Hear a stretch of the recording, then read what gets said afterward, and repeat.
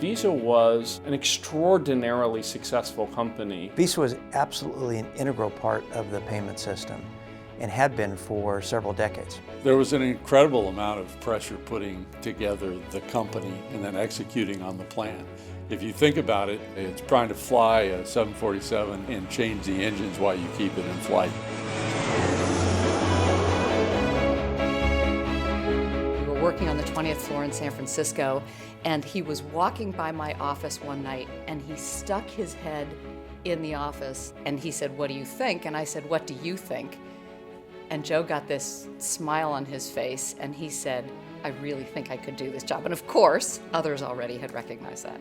When he sold Providian to Washington Mutual, he was not ready to retire. So it was an opportunity to keep going and to do something really challenging, and he never gave it a second thought. There was a lot of anxiety in the financial markets when we were out on the road marketing the company for the IPO. Joe was at the helm of a ship, sailing through an incredible storm. We were just about to enter the worst financial crisis since the Great Depression. Bear Stearns had gone bankrupt just several days before pricing. Joe in particular was very good at keeping everyone focused. There was never any question about whether or not we were going to be successful. Today there's a new player on the stock exchange, Visa. Its IPO is the biggest in U.S. history. It raised $17.9 billion. Boy, are you going to be popular. Joe never took shortcuts. He always wanted to do things the right way.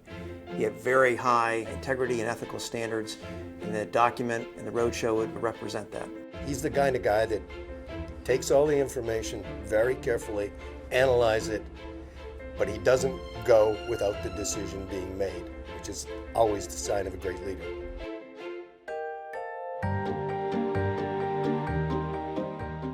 I grew up in Evanston, Illinois, just north of Chicago. I lived in an apartment building and went to public school. My father was a salesman. Actually, it's amusing. He was the general manager of a casket company, and he sold donut machines. And he said, "You know, Joe, whatever happens, people have to eat and people die. So you're never going to be cut out of anything, no matter what the economy is doing."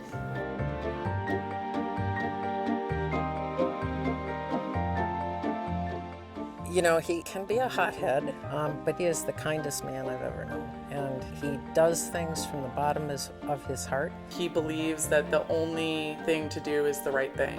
And he has raised my brother and I that way, that your ethics and your reputation are all that you have. I grew up in Birmingham, Alabama. I was born and raised there. Birmingham in the mid-60s was a very racially divided city. And so I came to attend the University of Denver on scholarship, and I think I was one of 7 black students out of a freshman class of about 1,500.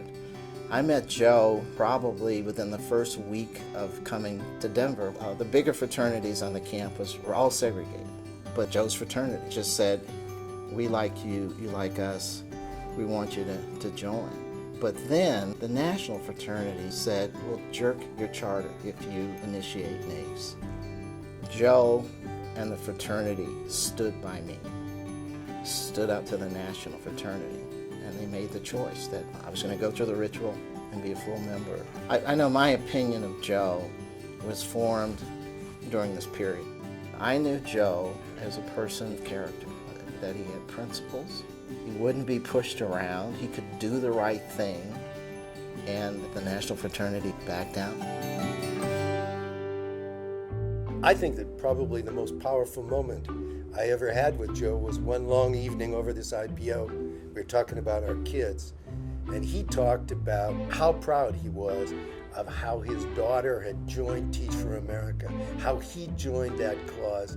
So I called them and I said, I got into Teach for America, and my parents' initial reaction was, "You can't do this." And then I said, take a deep breath and I'm going to send you some information. Once my parents looked through it and really talked to me and realized that this was something that I was really excited about, they supported me 100%. I think he genuinely believes, as we all do, that the fact that socioeconomic background predicts educational outcomes and therefore life outcomes, and that's among the greatest social injustices we face. And I think he accompanies that heart with an intellectually rigorous approach that says, actually, we can solve this. You can't succeed if you're not educated.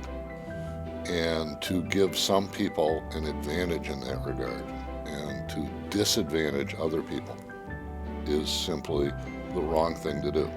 I've seen him fly long distances to watch kids who were taught by Teach for India fellows do presentations and make speeches, and he's so caught up in kind of the human impact of this work.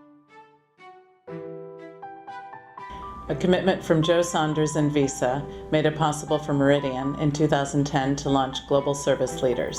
This virtual community of interest engages service leaders in now over 100 countries to give them the tools and resources they need to scale volunteerism in response to social issues in their communities. It inspires me to think that it's not about writing a check, or being in front of a room as a leader. It's really about getting down and dirty and affecting one life at a time.